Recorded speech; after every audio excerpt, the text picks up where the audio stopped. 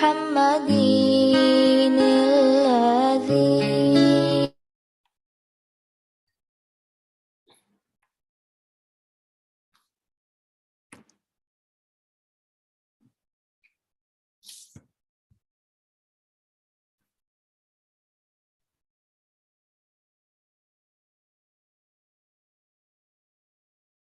طيب السلام عليكم warahmatullahi wabarakatuh.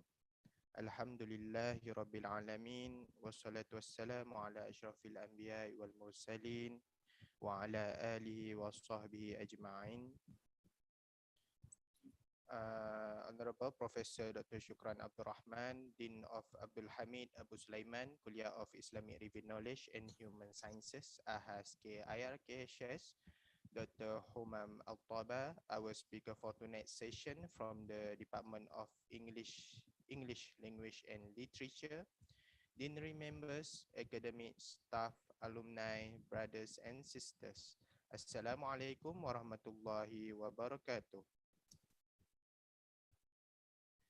Welcome to the AHAS KIRKHS Spiritual Enhancement Session number 12 for 2022, recitation of Surah Yasin and short tazkirah.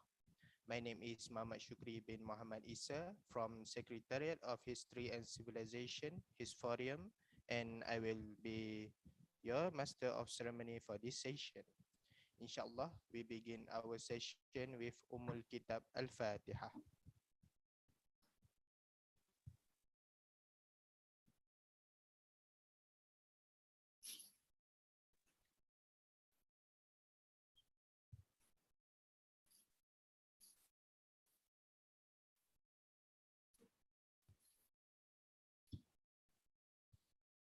Amin, amin. Alhamdulillah. Praise be to Allah subhanahu wa ta'ala. After performing Maghrib prayer, we have this opportunity to meet virtually in this special session to recite Surah Yasin, listen to some reminders and make dua for all of us and our family members so that we will stay strong to face any challenge or difficulties in this life. We will also pray for Wan Muhammad Ghazali bin Muhammad, the father of Dr. Wan Nur Shira Wan Muhammad Ghazali, who has passed away recently. May Allah grant him manifold blessing and forgiveness, as well as include his soul as one who is deserving clemency and reward in Jannah. We hope and pray that Allah will protect us from the danger of COVID-19 and shower His mercy and blessing upon us all the time. Ameen. Without further delay, I would like to invite Professor Dr. Shukran Abdul Rahman, Dean of Abdul Hamid Abu Sulaiman, Kuliah of Islamic Review Knowledge and Human Sciences, to deliver his speech. Please welcome, Prof. Bismillahirrahmanirrahim. Alhamdulillah. Alhamdulillahi Rabbil Alamin. Wassalatu wassalamu ala ashrafil anbiya'i wal mursalin wa ala alihi wa sahbihi ajma'in. Rabbi shrah li sadri wa yassir li amri wa hlul 'uqdatam min lisani yafqahu qawli. Amin. Thank you very much, Brother Muhammad Shukri. Respected Dr. Humam Taba from the Department of English Language and Literature, who is going to lead our Yasin recitation and share his knowledge in our short tazkirah tonight. Deputy Deans, Head of Department, academic members, staff members, students, administrators from other departments. Assalamualaikum warahmatullahi wabarakatuh. And a very pleasant evening to all of you. Thank you very much to Brother Iskandar and his team for organizing this spiritual enhancement session. Inshallah, we will listen to our Dr. Humam tonight. Dr. Humam has agreed to lend his support and assistance to make sure that our spiritual enhancement session can continue as usual. Thank you very much, Dr. Humam, for your readiness. Also, I would like to join Brother Shukri in offering supplication to Allah subhanahu wa ta'ala that He grants quick recovery to our brothers and sisters who have contracted COVID. Some of them are with us tonight. Inshallah, syafakumullah. May Allah grant shifa and ease everything for all of you. I think that's all for tonight. Thank you very much. Assalamualaikum warahmatullahi wabarakatuh.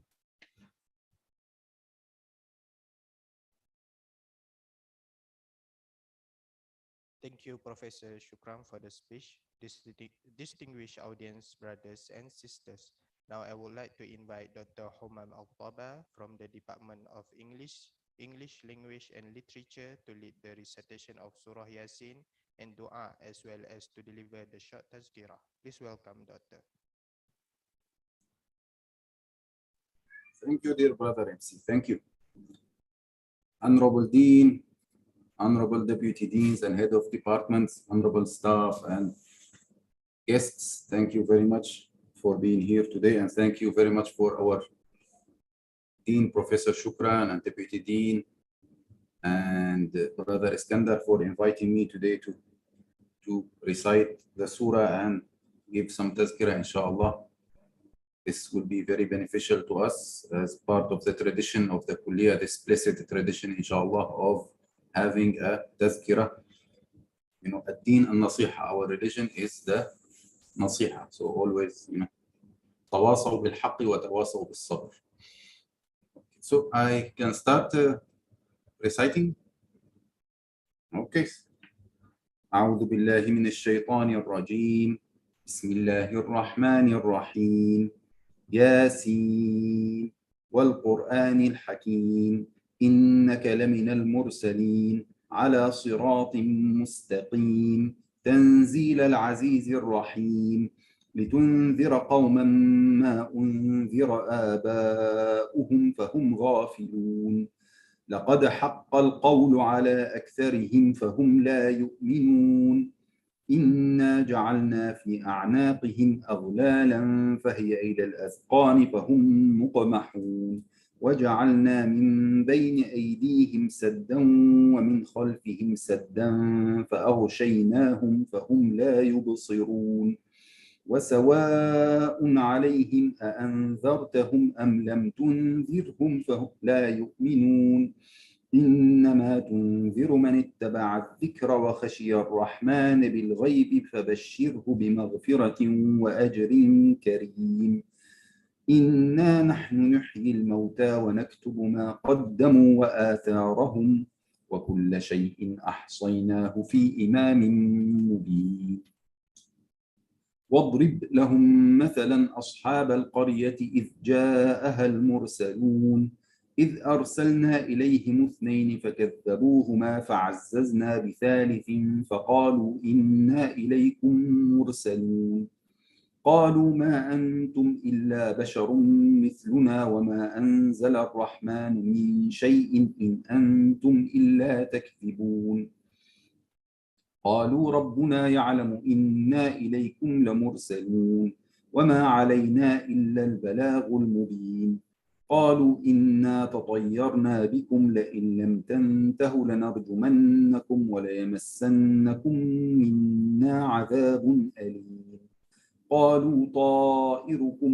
معكم أئن ذكرتم بل أنتم قوم مسرفون وجاء من أقصى المدينة رجل يسعى قال يا قوم اتبعوا المرسلين اتبعوا من لا يسألكم أجرا وهم مهتدون وما لي لا أعبد الذي فطرني وإليه ترجعون أأتخذ من دونه آلهة إن يردني الرحمن بضر لا تغن عني شفاعتهم شيئا ولا ينقذون إني إذا لفي ضلال مبين إني آمنت بربكم فاسمعون قيل ادخل الجنة قال يا ليت قومي يعلمون بما غفر لي ربي وجعلني من المكرمين وما أنزلنا على قومه من بعده من جند من السماء وما كنا منزلين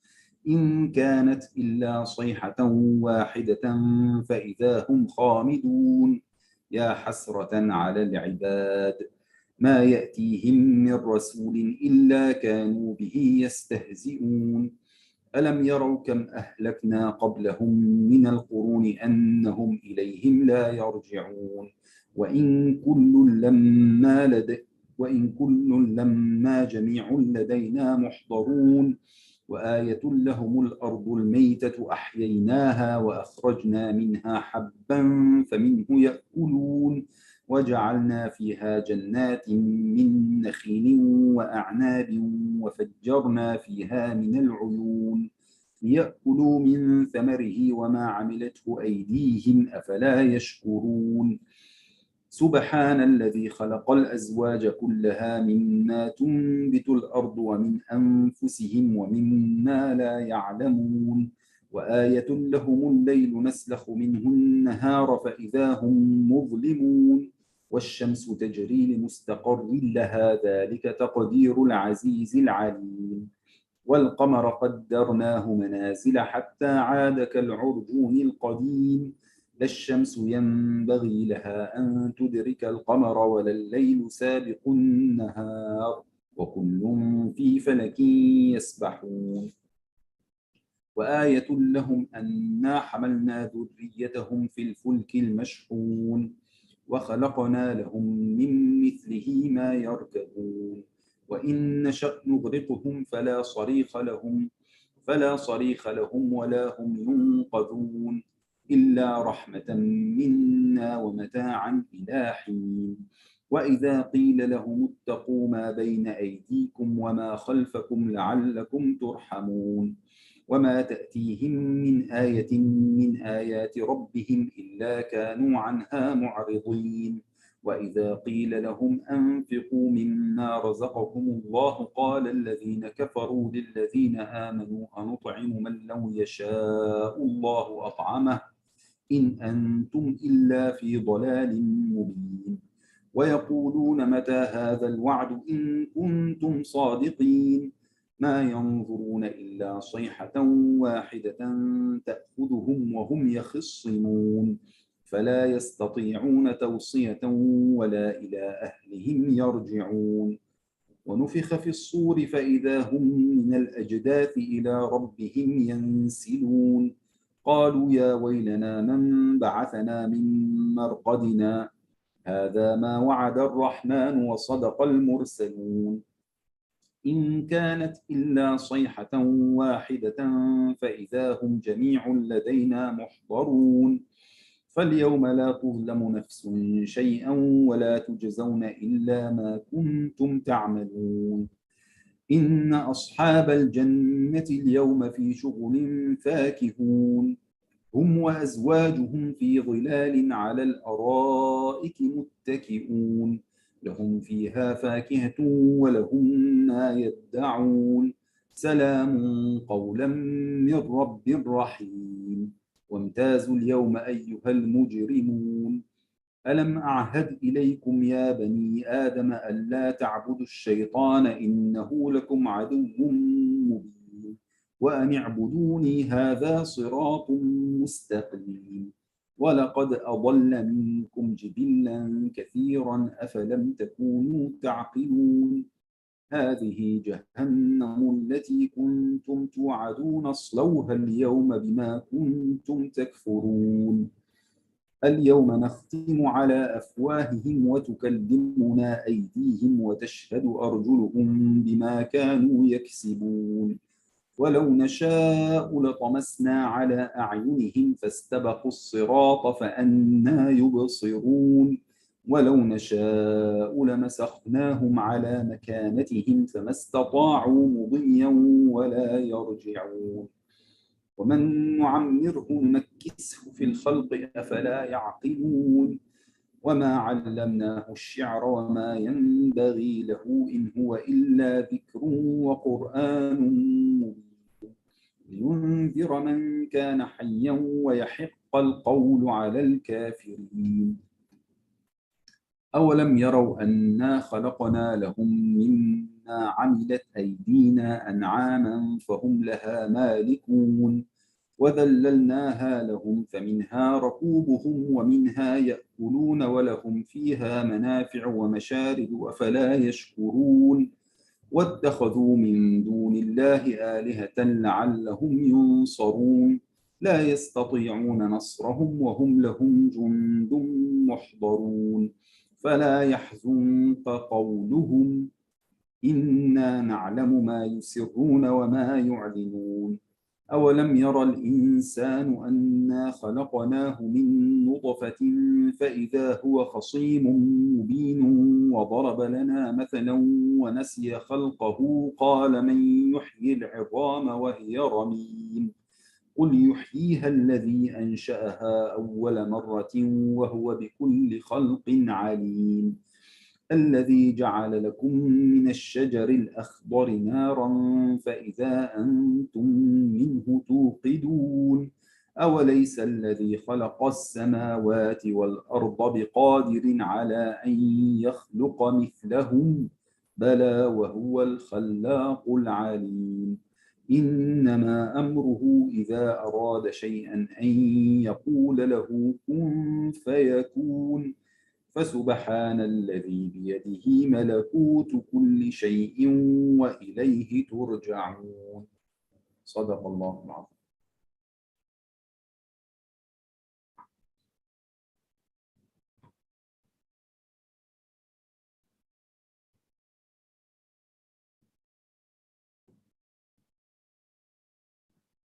Brother MC, if you can guide me, what is that? Can you recite some dua for all of us? Inshallah. بسم الله الرحمن الرحيم.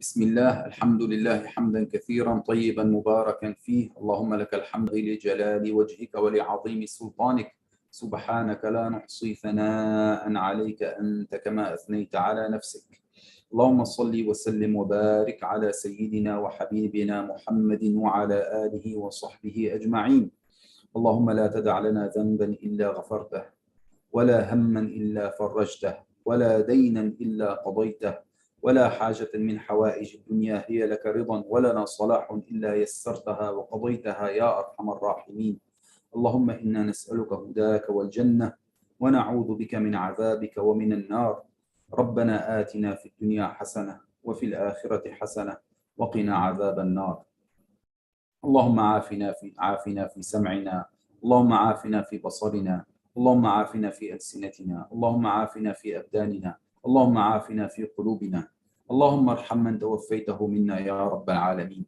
اللهم اهدنا جميعا يا رب واجعلنا هداة مهتدين لا ضالين ولا مضلين واجعلنا مفاتيح للخير مغاليق والشر اللهم اهدنا واهد بنا اللهم اهدنا واهد بنا اللهم اهدنا واهد بنا يا أرحم الراحمين اللهم من توفيت من أهلنا وأصحابنا فارحمه رحمة واسعة عظيمة كريمة منك يا ذا الجلال والإكرام يا ذا الطول والإنعام سبحان ربك رب العزة عما يصفون وسلام على المرسلين والحمد لله رب العالمين. You may start. You may deliver the tazkirah. Please welcome Doctor. جزاكم الله خيرا أستاذ. أوكي. بسم الله الرحمن الرحيم الحمد لله حمدا كثيرا طيبا مباركا فيه اللهم صل وسلم وبارك على سيدنا محمد اللهم افتح علينا بمعرفة العلم وسهل أخلاقنا بالحلم واجعلنا ممن يستمعون القول فيتبعون أحسنه يا أرحم الراحمين. So today I would like to mention something about spirituality. If you can kindly allow me, I want to speak about aphorisms. And aphorisms, as you know, like proverbs, like words of great wisdom. They are short words, but they are full of wisdom. So what I would like to share is that these aphorisms of Ibn Ata'illah al-Secondary. In Arabic, it's known as Al-Hikam al-Ata'iyah. Hikam Ibn Ata'illah al-Secondary. He was one of the great scholars, one of the great imams of our religion who lived in, by the name you can know, it's Alexandria in Egypt in around the 7th century. Is one of the well-respected scholars and Sufis. And you can find the book in all languages. I think you can find it, of course, with commentary in Arabic, online, free, in English, also with commentary, free, and also in Malay. I think it's sponsored by the government, the translation and the commentary on the Hikam al-Ata'iyah. So in any language you like to share it with others, you can read it for yourself and then share it. So these aphorisms are very easy to share.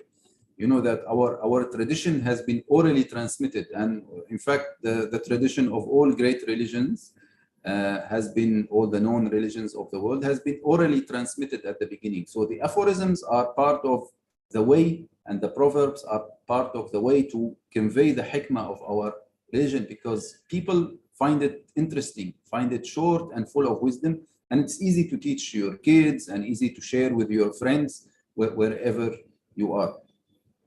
So these are the hikam of Ibn Ata'illah al-Secondary. He spoke about matters of the heart, about, you know, spiritual literacy. Sometimes we live our lives and we don't read the signs from God. So this is like spiritual illiteracy. We don't understand the messages, although we are surrounded by the ni'mah of Allah. But you know, al-ulfatu hijab, they say sometimes. You know, familiarity is a veil. You're so familiar with the ni'mah that you don't see it as ni'mah. You're so familiar with the signs of God that you don't see them as signs of God anymore. So he spoke about, you know, this spiritual literacy, how to be always on the path, to realize where you are on the path to Allah. As you know, our life is a journey from mahad to lahad, from this dunya to the akhirah, to know God, to be closer to God, and to be in the Jannah, inshallah, where you get the blessings of Allah and you can see, inshallah, Rabbil Alameen, Allah Himself. So this is, in general, these are the matters of the subject matter of the aphorisms of Ibn Ata'illah al-Secondary. So let me share with you the screen if I can. This is a preview of the English. I hope you can see it. Can you? It's visible? Yes. Okay. Al-Hikam al-Ata'iyah of Ibn Ata'illah al-Secondary. So I'll go through as many as I can. Instead of, you know, elaborating on them, I'll go through as many as you can, and to familiarize ourselves with them, and then you can read them on your own and you can share them with others. So I'll go through some of the highlighted ones because they are some of the easiest to grasp and easier to share. You know, some of them are a bit difficult, are a bit, you know, maybe for people who are advanced on the journey to God, on the path of spirituality. So you can choose whichever one you like and read it and read the commentary about it and share it with others. So the first one says, one of the signs of relying on one's own deeds is the loss of hope when a downfall occurs. من علامات الاعتماد على العمل نقصان الرجاء عند وجود الزلل. Here Ibn Ata'illah is telling us something that we are not sometimes acutely aware of. Sometimes when we are praying all the time in the mosque and reading the Quran, when we do the dua, we feel that, you know, we have the right for an answer, for an immediate answer, because, you know, we have been good, so we are expecting our rewards, and Allah is too generous. You know, it's like you don't deal with God with you know, with immediate and then He will give you credit. You expect, you know, like you deal with a trader, you give money, you get the merchandise immediately, no credit involved. So sometimes, and when we are not doing so well, when we miss some of the prayers or we miss our juzu of Quran, we feel that, you know, when we pray, that our prayers won't be answered. So Ibn Ata'illah is telling us that your reliance shouldn't be on your work, shouldn't be on your deeds. Your reliance is on the infinite mercy of Allah. So when you feel that you are not doing well, you don't think that Allah will not answer you. And you don't think that when you are doing so well in your own eyes that Allah will answer you. You should always know that all your work is a blessing from Allah. And so loss of hope when a downfall occurs is not acceptable. You always have hope in Allah, and you always rely on Allah, not on your own deeds. You know, some people, when they pray and when they do good deeds and when they give sadaqah, they waste all the barakah of their work by, you know, being arrogant and taking pride in what they do. We should be, the more good deeds we do, the more humble that we should be, because all of these good deeds are a blessing from Allah. Okay, so this is the first one. One of the signs of relying on one's own deeds is the loss of hope when a downfall occurs. So loss of hope when you are not doing so well. So we need not, the hikmah here is saying, need not rely on our own deeds. The parameter is the blessings of Allah, so we should always rely on the blessings of Allah Azza wa Jal. So the fifth one, I'll just go through some of them. So the fifth one here, you're striving for what has already been guaranteed to you, and your remissness in what is demanded of you are signs of the blurring of your intellect. اجتهادك فيما ضمن لك وتقصيرك فيما طلب منك دليل على انطماس البصيرة فيك. Allah has asked you to do some things, and Allah has guaranteed you to do other things. So Allah expects us to be striving, to be working hard in what He asked us to do. And He expects us to be missing or not to be focusing in areas where He asked us where not to focus so much. So when we do it in the opposite way, when we focus where we shouldn't be focused, and when we are, missing in areas that we should be there, this shows that our intellect, our basira, our hikmah is lacking. So what does this mean? This is mostly, you can say, is addressed to people who are so much, surrounded and so much focused on the dunya, and they forget the akhirah. Allah has guaranteed for you the dunya. Allah has guaranteed your rizq. Rizq comes from Allah. So you shouldn't be committing all the sins, all the harams. You shouldn't be, leaving the mosque and leaving everything behind just to go behind the dunya. Finding new cars, finding new places to go, finding new, consumer products to buy, making more money, thinking all the time. This is not a good sign. This shows that you lack wisdom, because Allah wants most of your efforts to be in the service of Islam, not to be in the service of consumerism and materialism. So this is what He means by you're striving for what has already been guaranteed to you, the dunya, the rizq, and your remissness, you being missing in what is demanded of you in ibadah, you being missing from the mosque, you being missing from the service of other Muslims, you being missing from the places of knowledge. That is bad. So this shows that your hikmah, your basira, your intellect is lacking. So you should be where Allah asked you to be, not focused on matters of the dunya. So this is another hikmah of Ibn Ata'illah at secondary. You're striving for what has already been guaranteed to you, and your remissness in what is demanded of you are signs of the blurring of your basira. Okay, now another one. Actions are lifeless forms, but the presence of an inner reality of sincerity within them is what endows them with life-giving spirit. This is again related to what we said at the beginning. It's all about the matters of the heart. Some people, might pray 200 rak'ahs per day or give away so much sadaqah, but in their heart, they are doing it for, riyah, or they are doing it, to show off, and it gives them pride instead of humility. So he's saying that all actions are lifeless forms. The key is sincerity. The key is ikhlas to Allah in all our work. We might be teaching like long hours every week, but we are not doing it for the sake of Allah. So it remains lifeless forms. We might be working from 8 to 7 every day, from 8 to 8 every day, but it's not for the sake of Allah. It's not for the sake of Islam.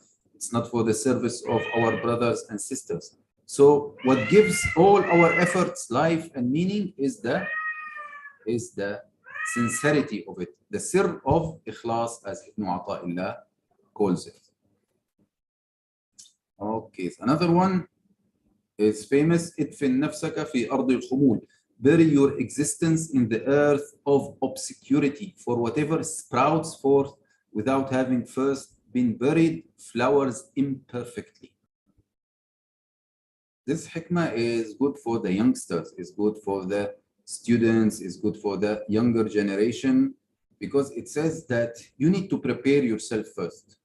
Don't go out immediately, after reading one page and saying that, I'm the greatest professor, I know everything. No, first be humble.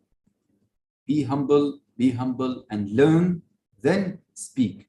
Learn, gain more knowledge, and then you can, inshallah, become useful to yourself, become more useful to the community. So first, bury your existence in the earth of obscurity. Don't go out and in a flashy style and, immediately after getting your first degree and say, I know everything. Bury yourself in the earth of humility, because whatever sprouts without proper preparation will surely die, will surely grow imperfectly. So this is another hikmah of Ibn Ata'illah as-Secondary.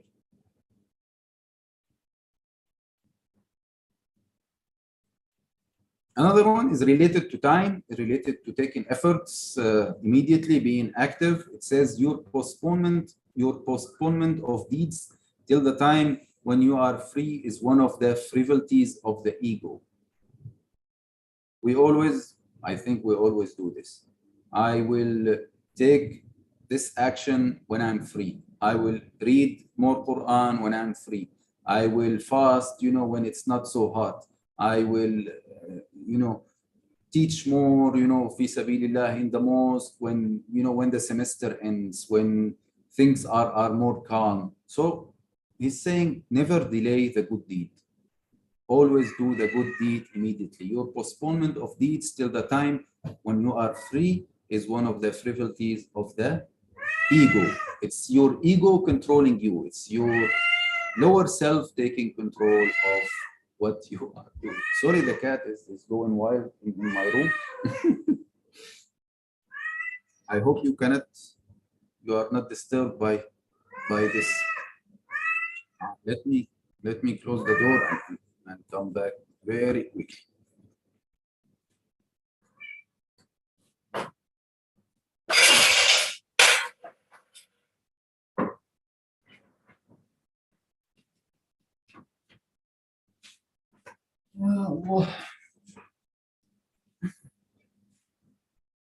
Okay, Bismillah ar-Rahman ar-Rahim. So the previous hikmah was your postponement of deeds till the time when you are free is one of the frivolities of the ego. It's about delaying the good deeds. Another hikmah will say, do not request him to get you out of a state so as to make use of you in a different one. For were he to desire, so he could make use of you as you are without taking you out. This is very much related to the previous hikmah, but it's phrased in a more complex manner.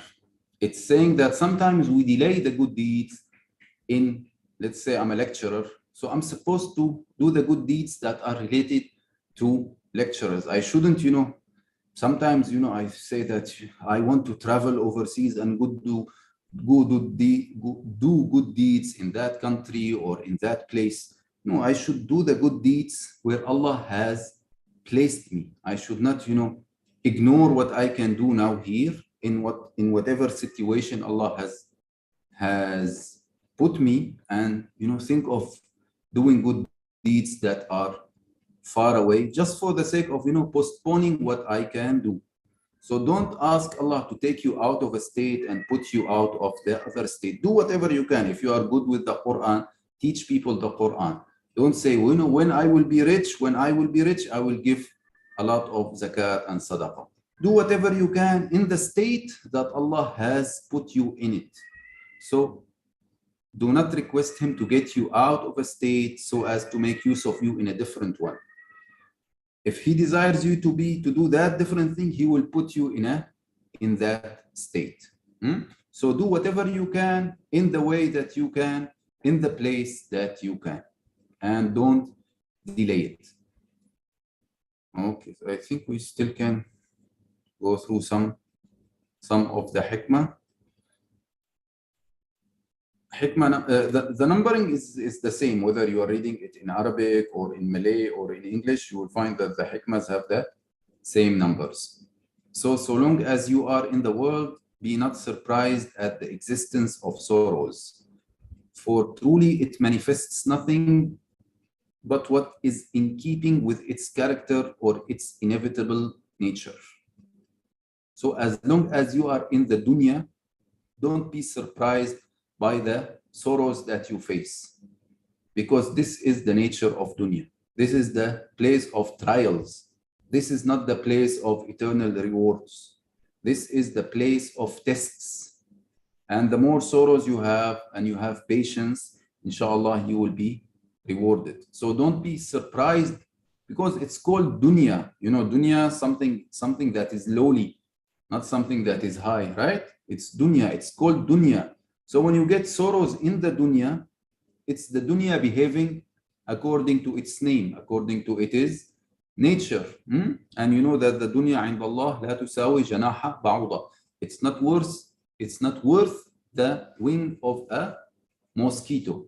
So it's natural to feel sorrow in this place, because it's a place of trials, it's a place of patience, sabr, it's a place of suffering. It's one of the characteristics of dunya.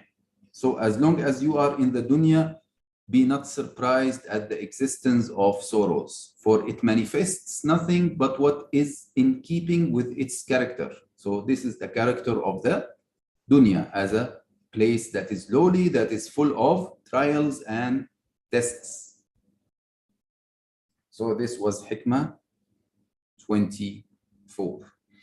Hikmah 25 says, no search pursued with the help of your Lord remains at a standstill, but any search pursued by yourself will not be fruitful. Search, or any effort, or any journey you take, any metaphorical journey. So anything you pursue, any objective that you seek to achieve, as long as you are relying on Allah, you will find the reward. You will achieve a goal. Even if you don't get the material aspect of it, Allah will reward you for it. And you will get the reward for reliance, the barakah of reliance on God. But if you seek to do things relying on your own power, relying on your own, intellect, that is where you will stand still and you will be at loss, because you have missed the barakah of tawakkul, and you have missed the barakah of having the good intention. And you know that all the works are reliant on having a good intention. So no work that is pursued by yourself will be fruitful. It's at loss. If you think of it in the terms of akhirah and the dunya, if you think of it in the terms of what you missed from the barakah of Allah, it is at loss. It's not a fruitful work when you are relying on yourself, your own power, your own might, taking pride in your own self. You should be seeking the help of your Lord. Then your action will be rewarded, inshallah. Okay, so hikmah 26. Among the signs of success at the end is the turning to God at the beginning. This is a translation, let's say, of one of the spiritual translations of the famous hadith that our scholars used to begin their books with, إِنَّمَا الْأَعْمَالُ بِالنِّيَّاتِ, which you find it at the beginning of Sahih al-Bukhari, for example. إِنَّمَا الْأَعْمَالُ بِالنِّيَّاتِ. So it's saying that if you want success at the end, your intention at the beginning should be correct. Your intention at the beginning you should be aware of it. That's what guarantees your success at the end. So if you want success at the end, begin in the right way. Begin by seeking the assistance of Allah. Begin by having the intention of serving Allah in whatever you do. And that's one of the reasons why we always say Bismillah whenever we start something. It's not for my glory. It's not for other people's glory. It's for the sake of Allah. Bismillah. So Saying Bismillah every time we start something is a sign that it will be successful at the end, because our intention at the beginning is correct. So among the signs of success at the end is the turning to God at the beginning.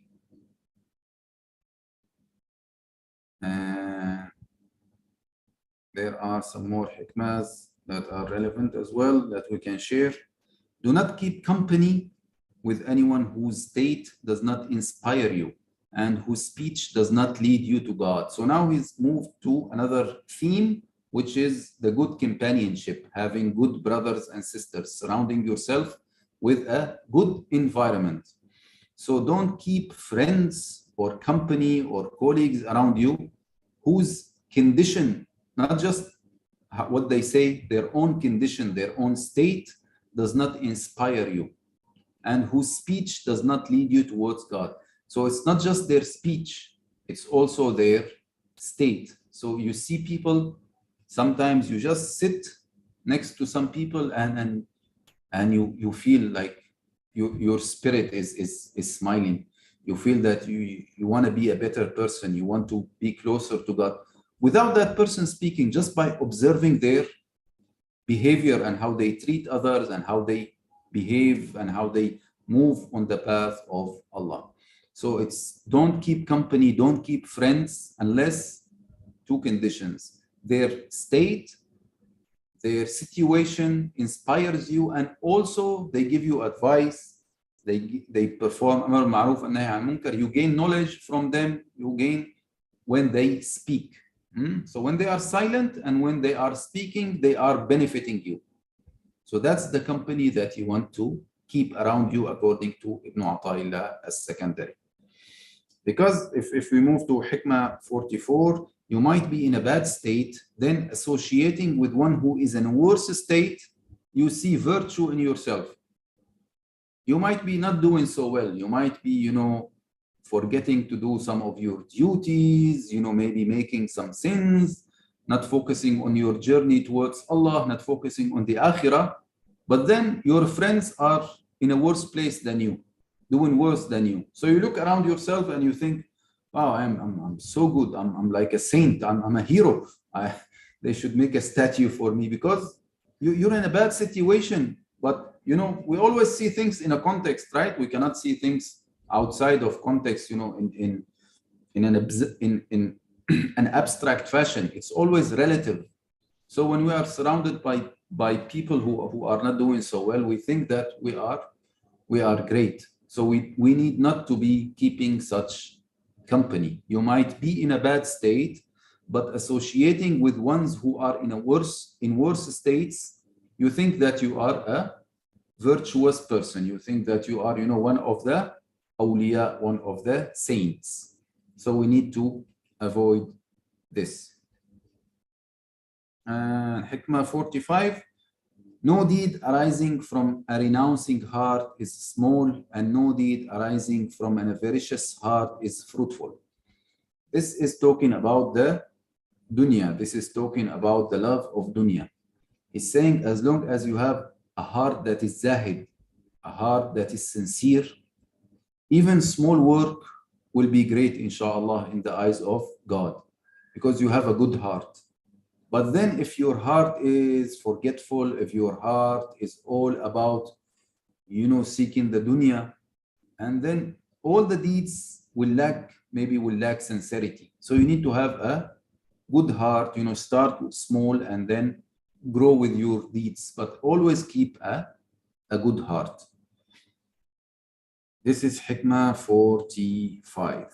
And we're still with the matters of the heart with Hikmah 48, where he says, a sign of the heart is death.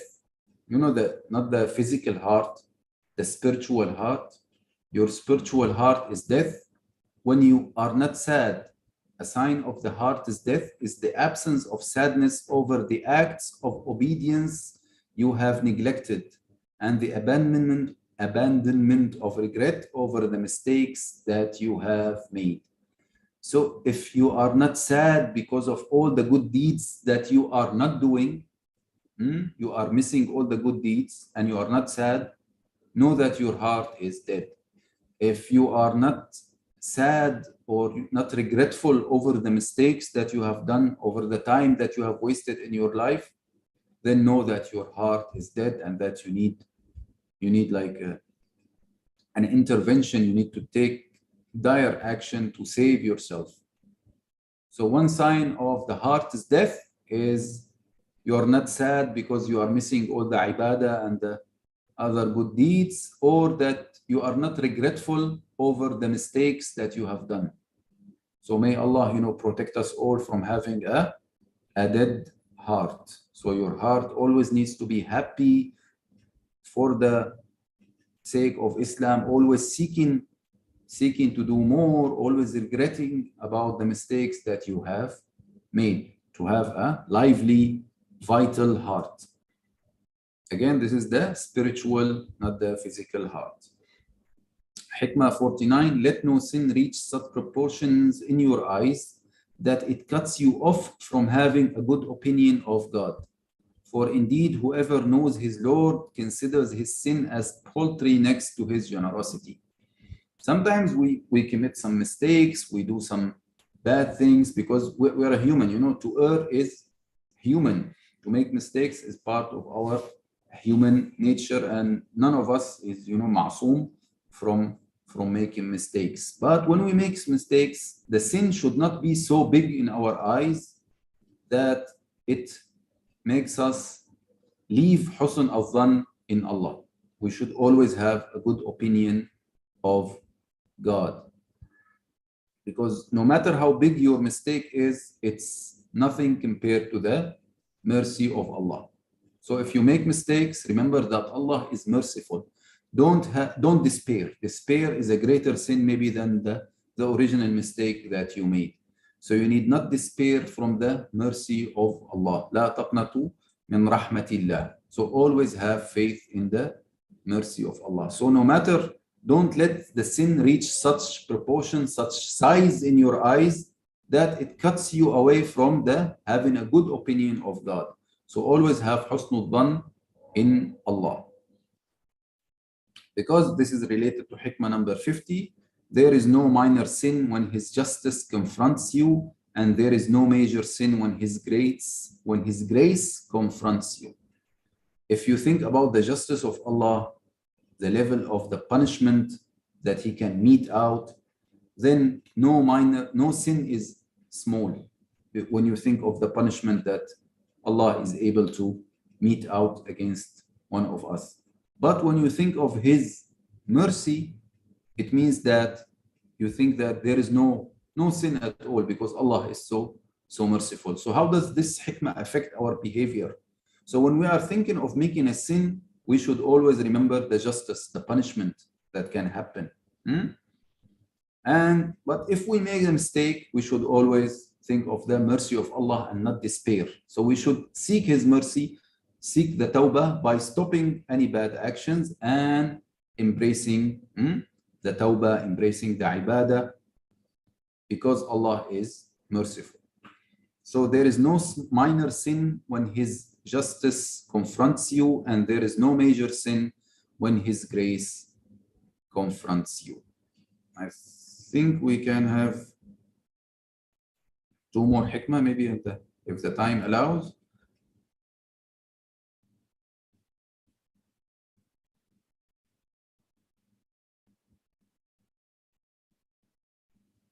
Hikmah number 63, it says, whoever does not draw near to God as a result of the caresses of love is shackled to him with the chains of misfortune.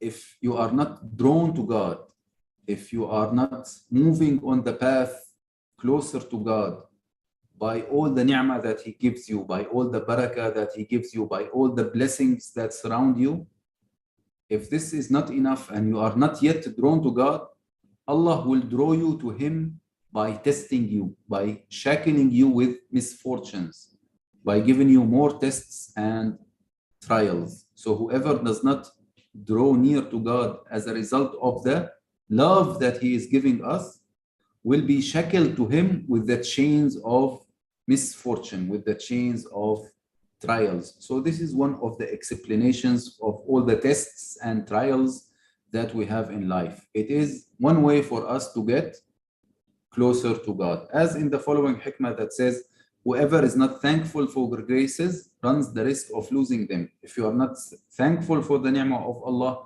you run the risk of losing this ni'mah. And whoever is thankful for this ni'mah in all aspects of his or her behavior, fetters them, holds them with their own cords, as if he is tying them down, tying this ni'mah down and keeping it by being thankful to Allah. I think we are running out of time, so I think this just a sample of all the hikmahs, and all of us can read more of these hikmahs and can find the commentary about it in any language, in English, Arabic, Malay, and other languages. So let me stop sharing here.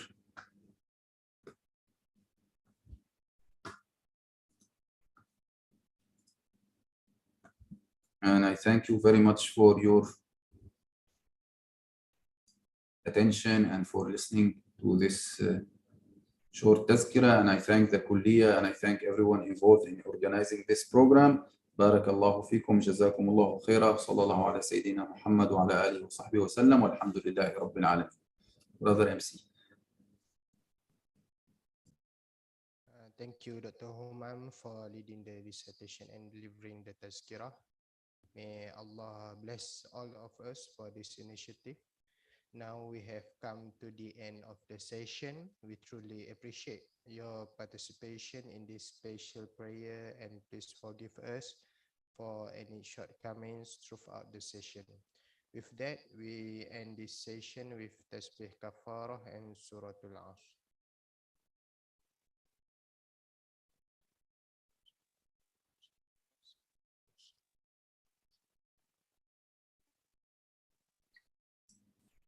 Wabillahi taufiq wal hidayah. Wassalamualaikum warahmatullahi ta'ala wabarakatuh, and stay safe. Thank you. Jazakumullahu khaira. Shukran lakum. Assalamu alaikum. Thank you, Dr. Humam. Thank you, Prof. Thank you. Thank you, Brother Muhammad Shukri. Thank you, everybody.